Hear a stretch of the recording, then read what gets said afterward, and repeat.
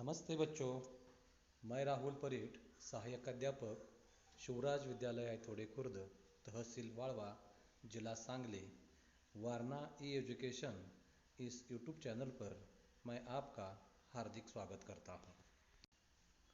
बच्चों, आज हम कक्षा 10वीं हिंदी लोक भारती पाठ क्रमांक 2 लक्ष्मी इस कहानी का अध्ययन करने वाले हैं, जिसके रचनाकार है गुरुबच्चन सिंह। बच्चों, कहानी शुरू करने से पहले हम लेखक का परिचय देखेंगे। लेखक गुरुबच्चन सिंह सुप्रसिद्ध कहानीकार है। साहित्य के अनेक क्षेत्रों में उन्होंने मुक्त लेखन किया है। आपकी भाषा सरल तथा प्रभावी है, इसी वजह से आपका साहित्य बहुत ही रोचक होता है। बच्चों, परिचय देखने के बाद इस कहानी के माध्यम से लेखक ने कौन सा संदेश दिया है वह हम गद्य संबंधी में देखेंगे। बच्चों, प्रस्तुत कहानी एक संवादात्मक कहानी है। इस कहानी के माध्यम से लेखक ने यह बात बताई है कि दिए गए वचन के प्रति जिम्मेदारी और प्राणी मात्रा के प्रति दया की भावना होनी चाहिए। इस पाठ में पशु प्रेम दिखाया गया है।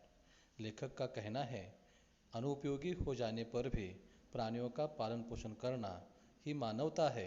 यह संदेश उन्होंने इस कहानी के माध्यम से दिया है।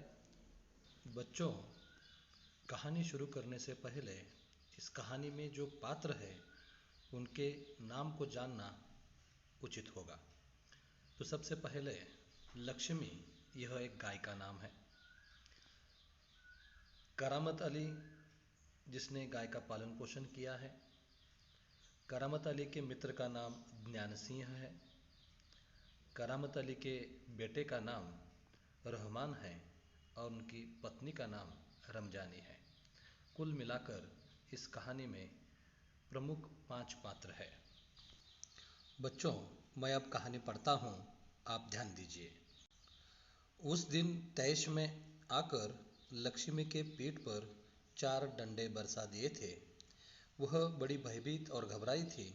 जो भी उसके पास जाता सिर हिला उसे मारने की कोशिश करती या फिर उछलती कूदती गले की रस्सी तोड़कर खूंटे से आज़ाद होने का प्रयास करती। बच्चों, इस पहले पैराग्राफ में 2 नए शब्द आए हैं। एक तैश यानी गुस्सा और दूसरा शब्द है आज़ाद यानी मुक्त होने की कोशिश करना। बच्चों, एक दिन लक्ष्मी गाय ने दूध नहीं दिया था, इसलिए करामत अली के बेटे रहमान को बहुत ही गुस्सा आया और उस गुस्से में उसने लक्ष्मी के पीठ पर 4 डंडे बरसा दिए और इसी कारण लक्ष्मी बहुत ही भयभीत और घबराई गई थी। जो भी उसके पास चला जाता वह उसे सिर हिलाकर मारने की कोशिश करती, यहाँ उसी जगह पर उछल कूद करती या कभी कभी गले की रस्सी तोड़कर जिस खूंटे से उसे बांधा गया है उस खूंटे से वह आज़ाद या मुक्त होने का प्रयास करती थी। बच्चों, आपको यहाँ एक सवाल पूछा जाएगा कि लक्ष्मी के पीठ पर 4 डंडे बरसा देने के कारण क्या हुआ। उसका उत्तर आपको यह लिखना है। उसका उत्तर आपको 4 विकल्पों में लिखना है। पहली बात है, वह बड़ी भयभीत और घबराई गई थी। दूसरा, जो भी उसके पास जाता सिर हिलाकर मारने की कोशिश करती। तीसरी बात है, उसी जगह पर वह उछलती कूदती। और चौथी बात है, रस्सी तोड़कर आज़ाद होने का प्रयास करती। बच्चों, मैं आगे पढ़ता हूँ, ध्यान दीजिए। करामत अली इधर 2-4 दिनों से अस्वस्थ था। अस्वस्थ का मतलब है बीमार होना। लेकिन जब उसने यह सुना कि रहमान ने गाय के पीठ पर डंडे बरसाए हैं तो उससे रहा नहीं गया। वह किसी प्रकार चारपाई से उठकर धीरे धीरे चलकर बथान में आया। बथान का मतलब जहाँ गाय और बैलों को रखा जाता है, यानी गाय बैल के रहने का स्थान।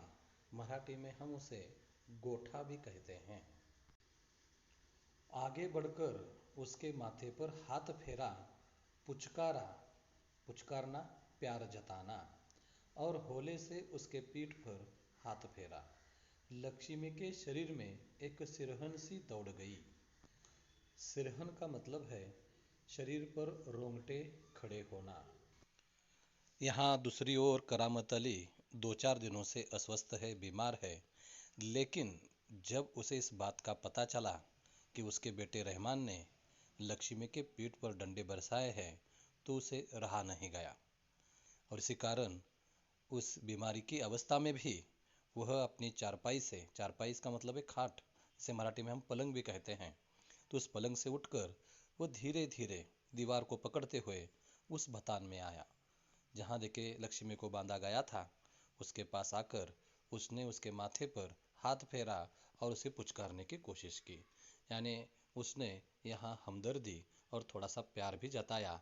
लेकिन जिस जगह पर रहमान ने डंडे बरसाए थे उस जगह पर हाथ लगाने के बाद लक्ष्मी के शरीर पर रोंगटे खड़े हो गए। लक्ष्मी की ऐसी हालत को देखकर यहाँ करामत अली को बहुत ही बुरा लगा और रहमान के प्रति उसके मन में गुस्सा भी उत्पन्न हुआ।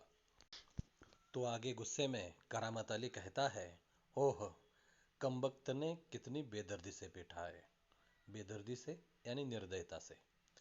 उसकी बीवी रमजानी बोली, लो, चोट की जगह पर यह रोगन लगा दो, बेचारी को आराम मिलेगा। रोगन का मतलब है एक प्रकार का तेल या दवा। करामत अली को बहुत ही गुस्सा आया था और इसलिए देखिए वह कहता है, करामत अली गुस्से में बोला, क्या अच्छा हो अगर इसी लाठी से तुम्हारे रहमान के दोनों हाथ तोड़ दिए जाए, कहीं इसी तरह पीटा जाता है। तो इस पर उत्तर देते हुए रहमानी कहती है, लक्ष्मी ने आज भी दूध नहीं दिया। तब करामत अली कहता है, तो उसकी सजा इसे लाठियों से दी गई। इस पर उत्तर देते हुए रमजानी कहती है, रहमान से गलती हो गई है और वह उसे स्वीकारता भी, कबूलना, वो उसे स्वीकार भी करता है। रमजानी अपनी जगह पर कुछ देर खड़ी रही और हटती हुई बोली, देखो अपना ख्याल रखो। वो अपने पति से कह रही है कि अपना ख्याल रखो, अपना ध्यान रखो। अगर पाँव इधर उधर हो गया तो कमर टूट जाएगी और बाद में उसे तुम्हें सिकवाना पड़ेगा।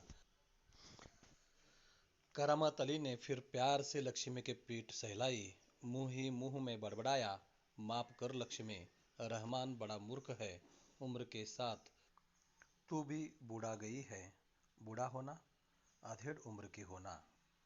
डेयरी फार्म के डॉक्टर ने तो पिछली बार ही कह दिया था, यह तेरा आखिरी बरस है। यहाँ फिर से एक बार करामत अली लक्ष्मी को प्यार जताते हुए अपने मुंह ही मुंह में लक्ष्मी के साथ देखिए आप बात कर रहा है और वो कहता है कि लक्ष्मी मुझे माफ़ कर दे, क्योंकि मेरा बेटा बहुत ही मूर्ख है और तेरा भी कसूर यह है कि तुम बूढ़ी हो गई हो। पिछली बार के डॉक्टर ने यह बताया था कि तुम्हारा यह दूध देने का आखिरी बरस है, आगे से तुम दूध नहीं दे पाओगी, ये पहले से ही उसने बता दिया था। देखिए यहाँ प्राणी भी आपके स्पर्श को जानते हैं। जब करामत अली उसके पीठ पर देखिए रोगन लगा रहे थे तब लक्ष्मी बड़े शांत होकर उस तेल को देखिए वो क्या कर रही थी, अपने जख्मों पर लगा रही थी। देखिए यहाँ लक्ष्मी खड़ी शांत अपने जख्मों पर तेल लगवाती रही। वह करामत अली के मित्र ज्ञान सिंह की निशानी थी। ज्ञान सिंह और करामत अली एक दूसरे के पड़ोसी तो थे ही, वे कारखाने भी एक ही विभाग में काम करते थे। प्रायः एक साथ ड्यूटी पर जाते और एक साथ ही घर लौटते थे।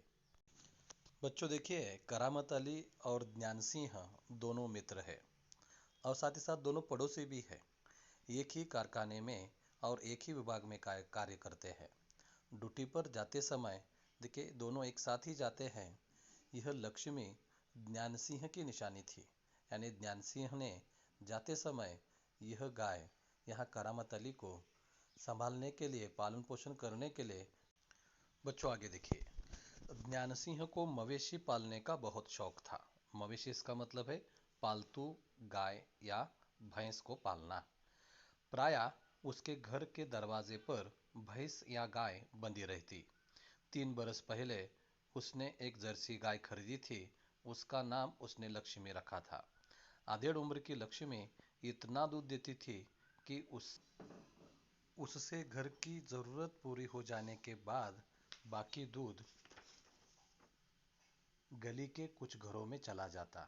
दूध बेचना ज्ञानसिंह का धंधा नहीं था, केवल गाय को चारा और दर्रा आदि देने के लिए कुछ पैसे जुटा लेता था। बच्चों, ज्ञानसिंह को पालतू गाय या भैंस पालने का शौक था और इसलिए उसने अपने लिए 3 साल पहले एक जर्सी गाय खरीदी थी। उसका नाम उसने लक्ष्मी रखा था। लक्ष्मी एक अधेड़ उम्र की गाय थी। अधेड़ उम्र इसका मतलब है जो जवान भी नहीं है और बूढ़ी भी नहीं हुई है।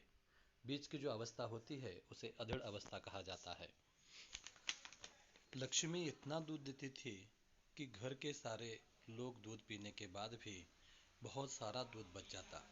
तो वह दूध जिस मोहल्ले में ज्ञानसिंह रहते थे उस मोहल्ले में रहने वाले घरों में भी जाता था।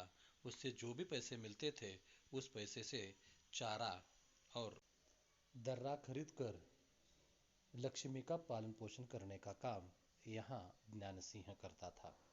यानी ज्ञानसिंह दूध बेचने का धंधा जो है वह नहीं करता था।